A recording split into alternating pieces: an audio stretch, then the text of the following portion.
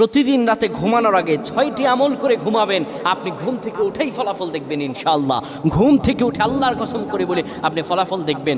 ঘুমাবেন আপনি গুনার বোঝা নিয়ে, ঘুম থেকে উঠে আপনি নিষ্পাপ হয়ে যাবেন ইনশাআল্লাহ, কোনো গুনাহ থাকবে না। যদি প্রতিদিন আপনি ঘুমানোর সময় এই 6টি আমল করে যেতে পারেন, 3বার করে করবেন। 1 নম্বরে যে আমলটি করবেন, কালিমা পড়ে ঘুমাবেন। 2 নম্বরে দুরূদ শরীফ পড়ে ঘুমালে মৃত্যুর পর দুরূদ শরীফ হবে তার জন্য সুপারিশকারী।